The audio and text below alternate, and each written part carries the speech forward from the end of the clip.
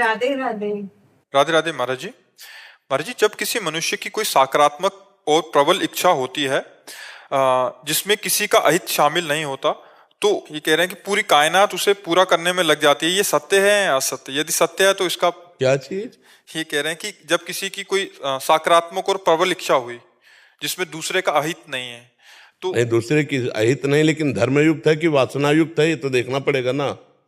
और दूसरी बात है, तुम में उतना तप है, उस कामना के कायनात क्यों लग जाएगी? को न काहू के सुख दुख कर दाता, निजकृत कर्म भोग सुल भ्राता। यहाँ जो आप करोगे अवश्य में भोक्तव्यम कृतम कर्म शुभाशुभम, आपको भोगना पड़ेगा। और आप कामना कर रहे हैं तो वो धर्मयुक्त है या धर्म विरुद्ध है?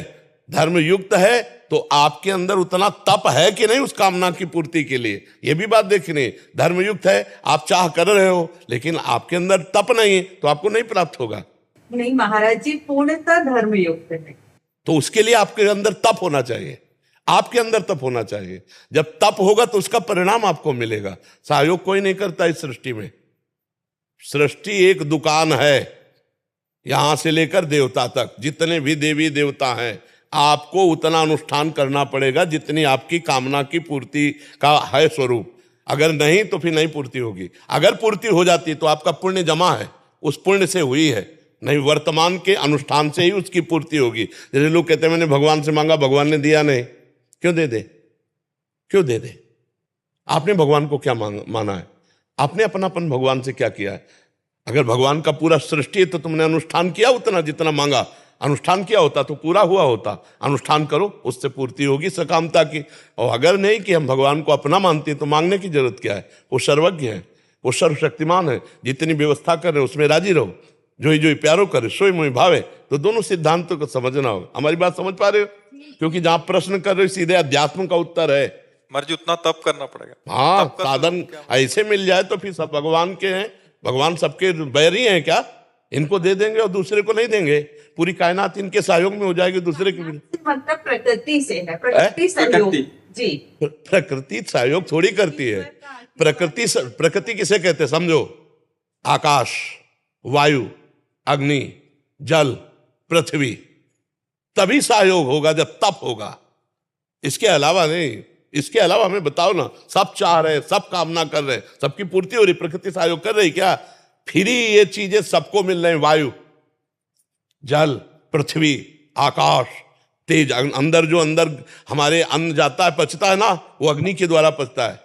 वैश्वानर अग्नि सबके उदर में विराजमान जठराग्नि के रूप में।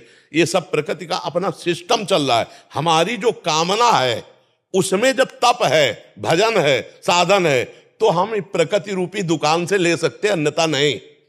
ये प्रकृति परमात्मा की है, इसका उतना ही भोग कर सकते हो जितना तुम्हारा तप है, जितना तुम्हारा भजन है, जितना तुम्हारा पुण्य है, अन्यथा नहीं है। तो पूरी प्रकृति में अगर समर्पण हमारे राजा रानी के प्रति फुल है, अगर हम उसमें प्राप्त उसमें तब भी पुण्य देखा जाएगा। जब समर्पण है तो मांग कैसी? तुम्हारा क्या रह गया मांगने का अधिकार? तन समर्पित, मन समर्पित, प्राण समर्पित, अपना सर्वस्व समर्पित, तो जो जो राखत हो त्यो त्यो रहिए तो हरी मांग कैसी? बदले में कुछ नहीं मांगना, राइट, समर्पित हो। समझ रहे? जैसे हमारे सब कुछ राधा रानी है, तो उनसे अपने लिए जैसे कि किसी और से अपना क्या रह गया? अपना क्या रह गया? बहुत शब्द अध्यात्म शब्द पे टिकता है। समर्पण किसका? तन वांग मनोभी रमले सोहम तविवासिता। शरीर का, मन का, वाणी का, अपने का। जब अपने का समर्पण, तो मांग किसके लिए? वो खुद जिम्मेदार हैं। योगक्षेमम वाहम में हम, क्या उन पे विश्वास नहीं? तो फिर मांग कैसी? समझ पा रहे हो? अब ये बात है कि मैंने समर्पण नहीं किया लेकिन माना है, ये अपने हैं, अब मांग सकते हो।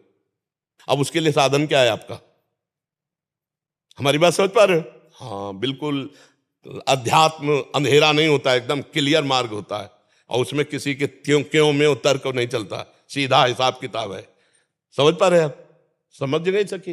महाराज जी, जब करते हैं ना, जब करने के बाद में 2-4 दिन सही चलते हैं, चलने के बाद ऐसा आता है कि एक संक्रोध बढ़ जाता है, उठते हैं जब करते हैं, उसके लिए मार्गदर्शन। और जब बढ़ाते जाओ, और जैसे कोई रुपया तुम्हारा बातों में लगा के छीनना चाहे तो आप अपना हाथ एक रुपये में ही रखेंगे? नहीं रखेंगे।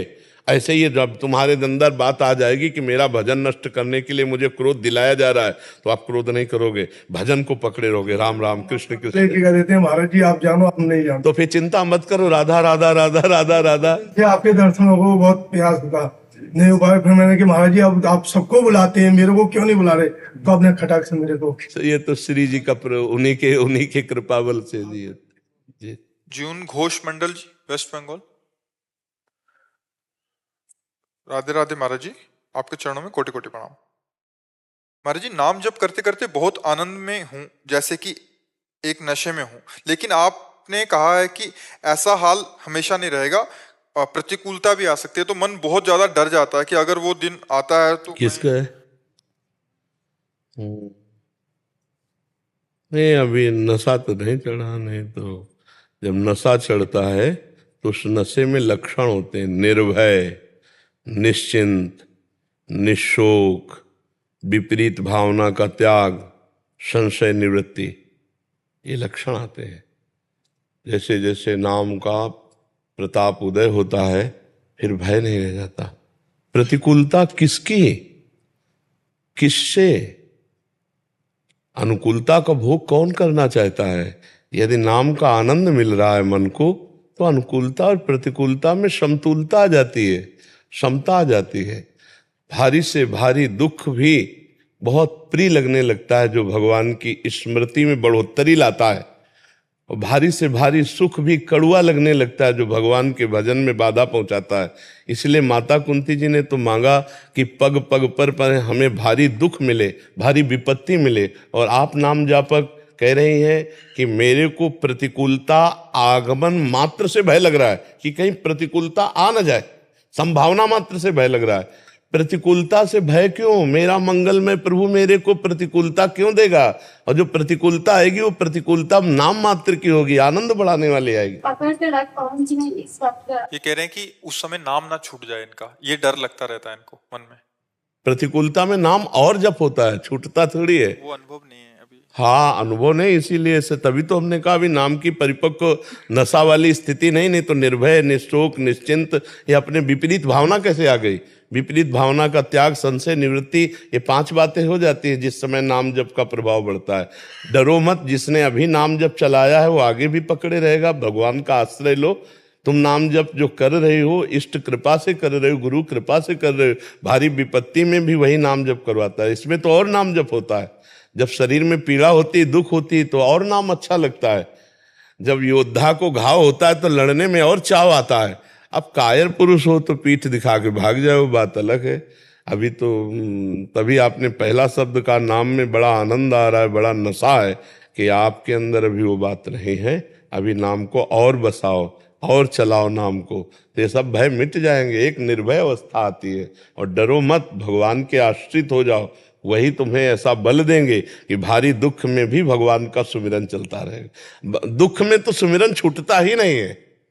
जो भक्त होता है दुख में तो और सुमिरन होता है, सुख के उसमें छूटने की संभावना रहती है। इसलिए भक्तजन यही मनाते कि प्रभु ऐसा सुख कभी न देना। जैसे भर्तरी जी ने भगवान शंकर से मांगा कि कभी सम्मान से हमें भिक्षा न मिले, सम्मान न मिले, कभी हमें प्रियता न मिले, अपमान मिले, तिरस्कार मिले, जिससे हमारा वैराग्य, हमारा भजन उज्जवल बना रहेगा। और आपको डर लगता है प्रतिकूलता में कहीं भजन न छूट जाए। नहीं, प्रतिकूलता में तो स्वाभाविक भजन होता है, प्रतिकूलता में भजन छूटता है विषयी पुरुषों का। अगर आपको नाम का स्वाद मिल गया तो कैसे छूट सकता है? आप डरो मत, भगवद आश्रित रहो।